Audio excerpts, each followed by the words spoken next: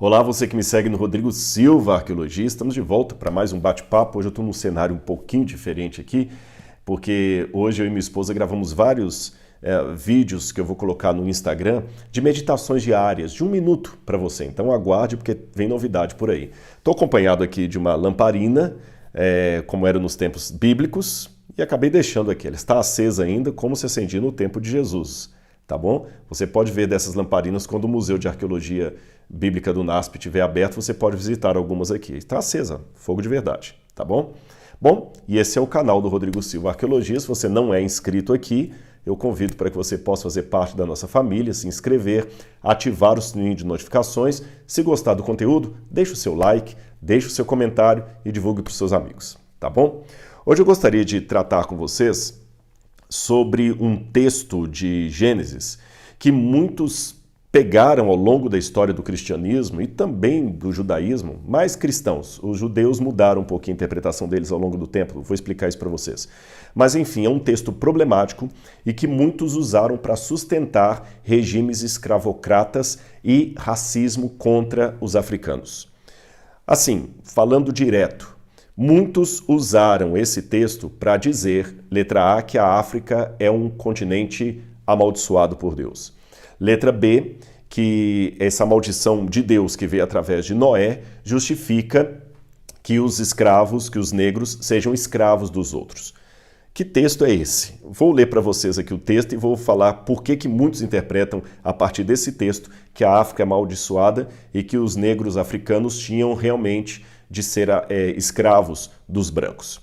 É Gênesis capítulo 9, versículos 20 em diante. Preste atenção no texto. Diz assim: Sendo Noé agricultor, passou a plantar uma vinha. Bebendo do vinho, embriagou-se e ficou nu dentro de sua tenda. Cã, pai de Canaã, vendo a nudez do pai, foi contar isso a seus irmãos que estavam do lado de fora. Então Sem e Jafé pegaram uma capa, puseram-na sobre os seus próprios ombros e, andando de costas e com os rostos desviados, cobriram a nudez do pai sem que a vissem. Quando Noé despertou do seu vinho, soube o que o filho mais moço havia feito. Então disse: Maldito seja Canaã, seja servo dos servos para os seus irmãos. E continuou: Bendito seja o Deus de Sem, e Canaã lhe seja servo. Que Deus engrandeça Jafé, e que ele habite nas tendas de Sem, e Canaã lhe seja servo. Pesado, não é? Na verdade, os que interpretam esse texto de uma maneira a justificar os regimes escravocratas de escravidão dos negros africanos, apelam para a seguinte questão. Noé tinha 3 filhos, Cã, Sem e Jafé. Então eles dizem assim, bom, Jafé seria o ancestral de todos os europeus. Sem seria o ancestral de todos os asiáticos, os semitas. E Cã seria o ancestral de todos os africanos, os camitas. Assim que eles distribuem a população da humanidade até chegar nas Américas, que nesse momento aí ficava de fora, porque algumas dessas interpretações vêm da Idade Média, antes que descobrissem a América. A partir daí colocam, bem, Cã, o pai de todos os africanos, foi amaldiçoado. Na verdade, não apenas ele, mas seu filho, Canaã. Logo, os descendentes de Cã são malditos. Se são malditos, qual maldição que cai sobre eles? A Bíblia diz: Canaã, filho de Cã, seja servo dos servos para os seus irmãos. Então, quando os negros africanos foram escravizados, acabaram cumprindo profeticamente essa maldição de Noé que pairava sobre o seu ancestral. Gente, por mais dantesca que seja essa interpretação, ela ainda hoje é defendida por muita gente por aí dentro das religiões. Eu acho isso temerário. Mas, ao mesmo tempo, eu também tenho que admitir para vocês que é um texto complicado. Deixe-me ler isso aqui agora, não do ponto de vista de um cristão, mas se eu fosse um crítico da Bíblia. Parece uma história sem pé, sem cabeça, recheada de injustiças. Primeiro, Noé enche a cara. Uma coisa que já é estranha, porque no capítulo 6, verso 9, vai dizer de Noé o seguinte: Noé era um homem justo e íntegro entre os seus contemporâneos. Noé andava com Deus. Ora, o homem que era justo e íntegro, que andava com Deus, agora enche a cara e fica mamado? Que homem justo e íntegro perante Deus é esse que gostava de uma biritinha? Segundo lugar, Noé bebe para cair, fica chapado, tira a roupa, culpa dele. Não há no texto nenhuma repreensão de Deus. Muito estranho isso. Deus em momento algum repreende Noé. Como é que a gente explica isso? Outro problema. Cã vai apenas ver o pai nu e contar para os irmãos. E por causa disso o pai o amaldiçoa, só porque ele viu o pai pelado. Quem devia ser amaldiçoado era Noé, que foi ficar pelado, que encheu a cara. E para piorar essa história indigesta, quem é amaldiçoado nem é Cã diretamente, mas o seu filho, o neto de Noé. Então vamos ver se eu entendi a história. O velho enche a cara, fica pelado. O filho vem e vê o pai pelado. Aí ele pega e amaldiçoa o neto? E esse neto ainda é ancestral dos africanos? Muito sem sentido essa história, não é? Mas calma. Aí que vem a importância daquilo que eu já disse em outros momentos, em outras oportunidades. Bíblia não é livro para ser lido assim como revistinha do tio Patinhas. Bíblia é um livro para ser estudado, analisado. Não se trata aqui de ficar arrumando remendo hermenêutico para consertar os problemas da Bíblia. Não é isso. Mas é porque, por se tratar de um livro antigo, um livro escrito noutro idioma, noutra cultura, noutro costume, nós precisamos estudá-lo, analisá-lo, fazer uma exegese do texto. Aliás, a bem da verdade, é importante fazermos exegese até do que estamos lendo nos jornais hoje. O analfabetismo funcional que domina a nossa sociedade é que as pessoas às vezes leem, mas nem entendem o que estão lendo. Ora, se acontece isso com literatura contemporânea, imagina um livro milenar como a Bíblia. Então vamos ler a Bíblia com calma, vamos analisar. Eu trouxe aqui, olha, a Bíblia hebraica, porque às vezes algum texto na tradução está um pouquinho diferente. E hoje eu vou começar aqui pela Bíblia hebraica, olhando como é que começa o capítulo 9, verso 20. Sendo Noé agricultor, passou a plantar uma vinha. No hebraico está aqui, ó. Vaiel Noah, que significa literalmente, e tendo se tornado Noé, Vaier Noah, ou seja, Noé se tornou. Então eu não sei se ele era agricultor antes do dilúvio ou se ele se tornou agricultor. Aqui nós temos as duas interpretações. Ou ele era agricultor antes ou ele se tornou agricultor depois. Mas aqui continua. Por que eu digo a palavra agricultor aqui? No hebraico está Ish Ha-Adamah. Ish, homem. Ha-Adamah, homem da terra, que eles traduziram por agricultor. Então, sendo ou tornando-se Noé homem da terra, agricultor, aí continua o texto. Vaita Karen, plantou ou passou a plantar vinha. Essa expressão passou a plantar vinha dá a entender no texto hebraico Karen, né? Vaita Karen, que Noé plantou pela primeira vez as uvas. O que eu estou querendo dizer para vocês é que a hermenêutica do texto hebraico permite que nós leamos o texto como sendo uma situação inédita. Não se trata do fato de que Noé já plantava uvas antes e continuou plantando. Não, parece que ele descobriu uma nova forma agrícola ali. Você sabe que muitos elementos que nós temos hoje da agricultura foram tirados de experimentos humanos. Por exemplo, a banana que nós comemos hoje, a banana de 1000 anos atrás não era assim. A banana era de outra cor, era um fruto meio ruim. Através de várias enxertos e inseminações da terra, você sabe, aí que nós temos não só a variedade de frutos, como também alguns frutos que antes eram selvagens. Sim, eu estou falando de frutos, não de animais, que eram frutos selvagens, difíceis de serem comidos, depois se tornaram comestíveis. O caso da banana, da batata, da abóbora, muitos desses frutos, se você voltasse milênios no passado, ou legumes, eles não seriam comestíveis. Então, nada impede que Noé também, como um homem da terra, Ish Ha-Adamah, um agricultor, começasse a fazer experimentos e descobriu ali a vinha. E ele fez suco daquilo ali. Aí ele passou a embriagar. Diz que ele, bebendo do vinho, embriagou-se. Não quer dizer que Noé fosse um alcoólatra. Muito menos que a prática de beber bebida alcoólica fosse conhecida antes do dilúvio. Por que eu estou dizendo isso? Embora tenha um vídeo até que eu explico isso aí, o que a Bíblia diz sobre a bebida alcoólica, o vinho, depois você pode assistir esse vídeo, está aqui no canal mesmo do Rodrigo Silva Arqueologia. Embora eu diga que a prática da bebida alcoólica não faz parte daquilo que Deus quer para o ser humano, não posso negar que as pessoas no tempo da Bíblia bebiam. Agora, leve-se em consideração que nem tudo que a Bíblia descreve, ela endossa. A Bíblia é um livro histórico e de histórias. Então há muitas situações que a Bíblia está apenas relatando, não assinando embaixo. Tá bem? Ele está relatando.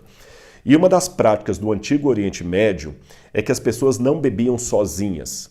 Não havia a ideia de beber sozinho. Esse negócio do camarada sentado dentro de um quarto com um copo de uísque na mão, enchendo a cara, esvaziando uma garrafa, ou uma cerveja sozinho lá, enxugando a fossa dele, né? Como diz, está na fossa e começa a encher a cara sozinho, ouvindo música de Roberto Carlos. Isso não existia naquele tempo. A bebida alcoólica, fosse ela feita à base de trigo, como a cerveja, da cevada, fosse ela destilada, fosse ela fermentada, a bebida alcoólica era, antes de tudo, e nas mais antigas sociedades, uma bebida social.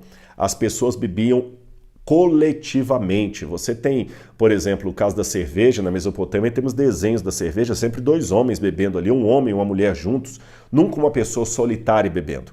Então o fato de Noé ter passado a plantar vinha, dando a entender que foi uma coisa inédita, e ele bebendo sozinho, leva-nos à consideração de que não foi uma forma de embriaguez voluntária. Aliás, outra coisa que me chama a atenção é que diz que ele bebendo do vinho, quer dizer, tomando do vinho. Uma vez ele tomou, já embriagou.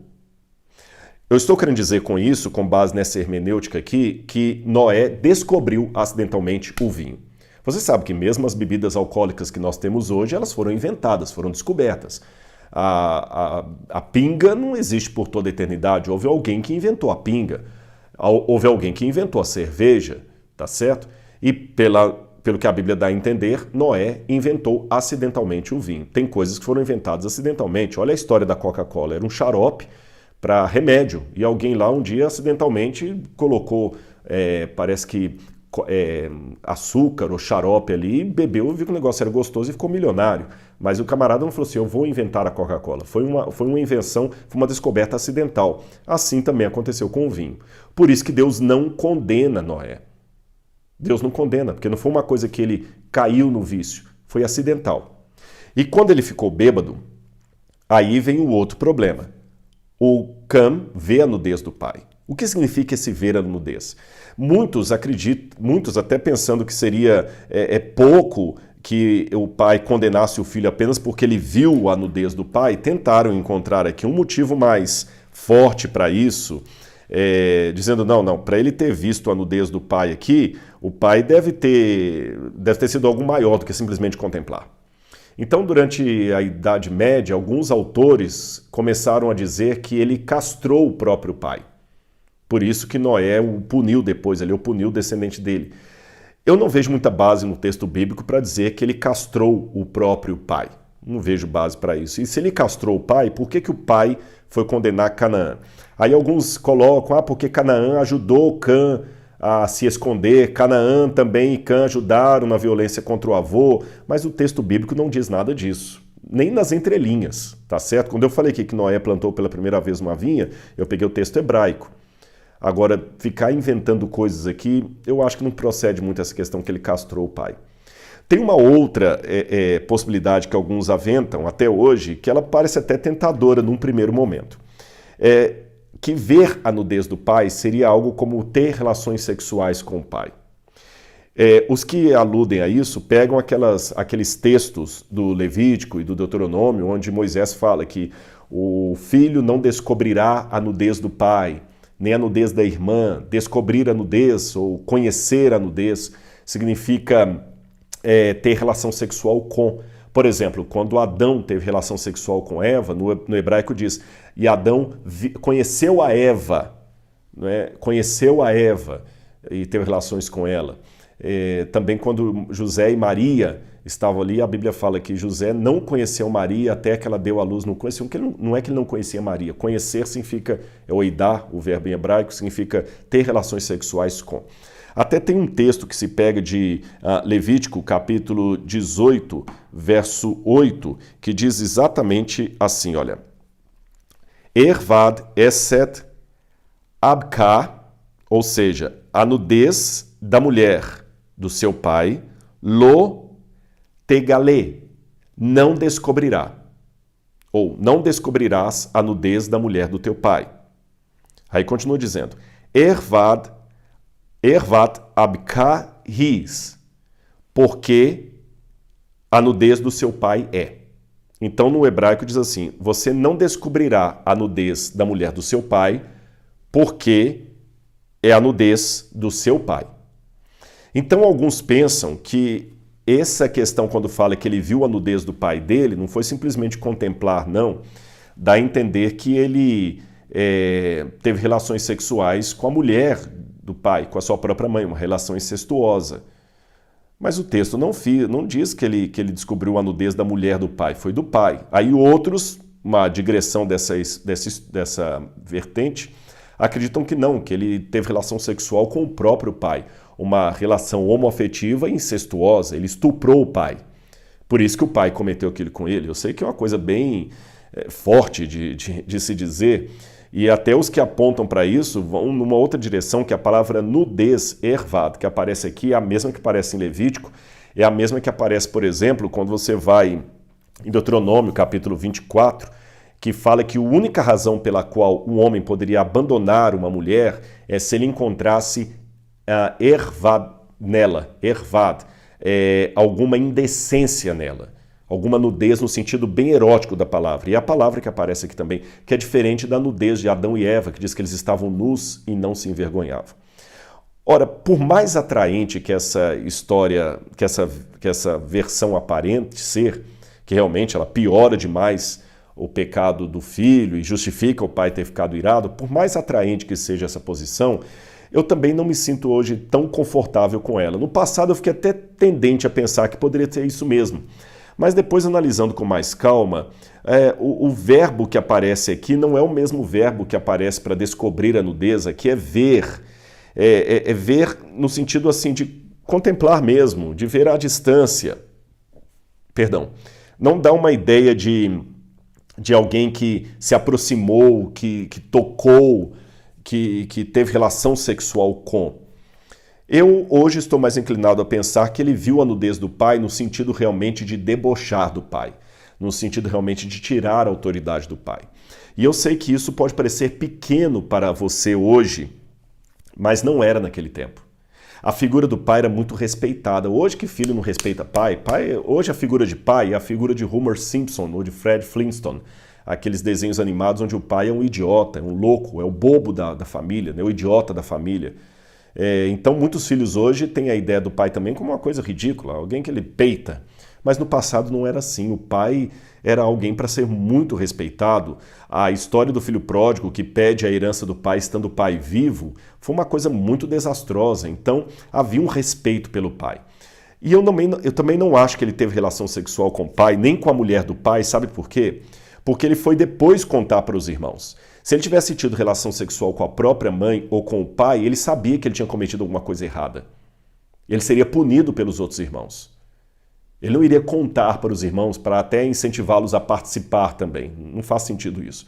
Então hoje eu sou mais da posição que ele realmente viu a nudez do pai, debochou do pai, desrespeitou o pai e chamou os irmãos para participar do desrespeito. Por isso que os irmãos, em atitude de reverência para com o pai, entraram cobrindo o rosto para não ver e tudo mais. Bom, até aqui tudo bem, Rodrigo. Mas por que então Noé amaldiçoa o filho, Canaã? E seria realmente Cão o pai dos africanos? Bom, em primeiro lugar, deixe-me dizer para você que, de fato, embora Cã seja parte de grande parte dos africanos ali, não de todos, a primeira coisa que eu tenho que fazer é desmistificar essa divisão que fazem dos filhos de Noé. Nós não temos de maneira precisa como foi dividida a terra depois do dilúvio. Nós temos uma visão aproximada, não precisa, não detalhada. E mesmo essa visão aproximada, ela não convalida o fato de que os semitas ficaram na Ásia, os jafetitas ficaram na Europa e os camitas ficaram na África. Não justifica isso, sabe por quê? Por exemplo, quando eu vou ali para a região da Mesopotâmia, os sumérios eram descendentes de Jafé. Os sumérios não eram semitas. Mas o povo de Elam, que depois domina a Suméria, era semita. Percebeu?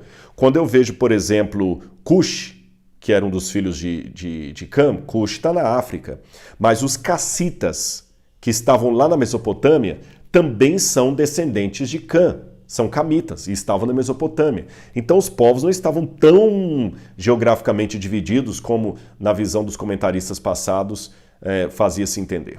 Outro detalhe aqui, a gente tem que olhar, se você olhar em Gênesis capítulo 10, versículo, deixa eu ver, acho que eu marquei aqui, Gênesis capítulo 10, versículo 6, fala que Cam teve outros filhos além de Canaã. Preste atenção.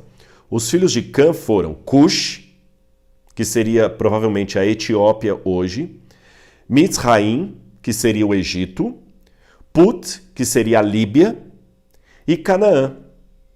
Você vê, a Bíblia menciona pelo menos 4 filhos de Cam, e só Canaã que foi amaldiçoado. Então, peraí, então aqui eu já desmonto aquela ideia de que Cam é pai dos africanos e os africanos são amaldiçoados por causa de Cam. Não, Cam teve 4 filhos e só um foi amaldiçoado, só Canaã. Os outros 3, que seriam provavelmente os ancestrais dos egípcios, dos líbios e dos etíopes, eles não foram amaldiçoados. E ironia das ironias, aquele que foi amaldiçoado não morou na África. Morou onde? No lado oeste do Rio Jordão, onde hoje é o território de Israel. São os cananitas. Então você vê que, quando você vê a história bíblica, aquele que foi amaldiçoado nem morou na África. Então desmonta completamente essa teoria de que os africanos são amaldiçoados por causa de Noé. E que a cor dos africanos é o indicativo disso. Não tem sentido nenhum sobre isso na Bíblia. Bom, tudo bem, Rodrigo, até aí faz sentido o que você está falando, mas por que Canaã foi amaldiçoado? A gente tem que entender que na Bíblia o sentido de maldição não é o sentido de praga, como alguns imaginam nesses voodoos. Eu vou soltar uma praga em você, enquanto você não desfizer o feitiço, você está sob maldição. Não, não. Na Bíblia, muitas vezes, a maldição é apenas a prefiguração de algo que acontecerá com aquela pessoa ou seus descendentes por causa do comportamento dela. Em outras palavras, é uma forma bíblica de colocar de maneira muito clara uma verdade que os psicólogos foram sistematizar séculos depois. Ou seja, é ponto passivo, ponto pacífico, corrigindo, no mundo da psicologia, que muitos problemas de caráter se tornam hereditários. O fruto não cai muito longe da árvore. Isto não significa que uma vez que seu pai foi alcoólatra, você vai ser alcoólatra. Não é isso. Mas se você teve um pai alcoólatra, você tem uma predisposição maior ao alcoolismo. Tanto é que uma das terapias que eu até já recomendei aqui na internet, não porque eu seja psicólogo, mas porque eu aprendi com os especialistas, uma das formas de terapia muito interessantes é você desenhar a árvore genealógica da sua vida. Isso vai ajudar você a entender muito dos seus comportamentos. E às vezes a gente vê, eu que sou professor, quantas vezes, quando dava aula em ensino médio, em reunião de pais e mestres, você às vezes sabia quem que era o pai do fulano só pelo jeito dele andar perdido no corredor. Às vezes o filho realmente ele é um loser, um perdido, porque o pai é um perdido. Às vezes o pai não passou a ideia para ele de um líder e ele não se torna um líder. Às vezes uma menina também, ela é barraqueira porque ela cresceu num universo que o pai e a mãe eram barraqueiros.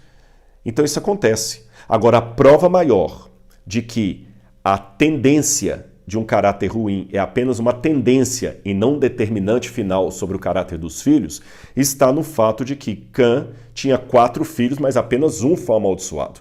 E às vezes eu vejo isso pela psicologia em muitas famílias. Às vezes um pai cheio de problemas e uma mãe cheia de problemas, um lar totalmente complicado, todo mundo louco de bater panela, emocionalmente desajustado, neurastêmico, eu diria.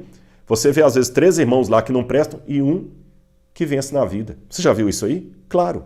Às vezes você vê numa família de traficantes o menino que se torna de ouro, que não faz mal para ninguém, que não aceita aquilo ali. Ou seja, tudo acaba caindo depois naquilo que eu chamo, que a Bíblia não tem essa expressão, mas tem a definição livre-arbítrio. Eu sei que os calvinistas vão brigar comigo quando eu falo isso aqui, mas eu ainda acredito que no final das contas nós que optamos se queremos seguir o caminho do bem ou o caminho do mal. A minha ancestralidade, a hereditariedade emocional dos meus pais podem trazer sobre mim propensões muito ruins. Eu sei disso porque eu trago algumas propensões ruins que eu herdei dos meus ancestrais. Mas isso não significa que eu seja obrigado a me tornar a personagem do papel que o outro escreveu para mim. Agora, quando o filho repete os atos do pai, você vê realmente o mau caratismo perpetuando de geração em geração, como os psicólogos têm mostrado. E é isto que a maldição bíblica diz. Olha, você está sendo assim, que pena, porque os seus filhos terão a tendência a imitar o seu caráter. E provavelmente Canaã já fosse nascido, já foi se afeiçoando mais ao pai, talvez, isso aqui eu não posso afirmar, talvez ele participou de alguma forma do que o pai fez e os outros irmãos não. Por isso Canaã foi amaldiçoado, ou seja, você vai, infelizmente, repetir os erros do seu pai. E foi isso que aconteceu, porque, como eu falei, os cananitas ou cananeus não habitaram a África, eles habitaram justamente a região oeste do Rio Jordão, entre o mar Mediterrâneo e a região oeste. Apenas uma faixa ali que ficava para os filisteus.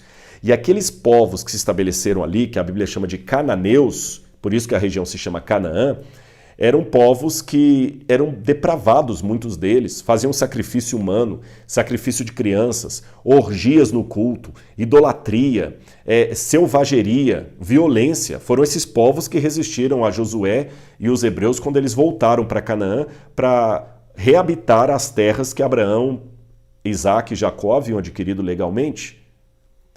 E Josué acabou conquistando o território desse povo, e esse povo então teve que se sujeitar a Josué.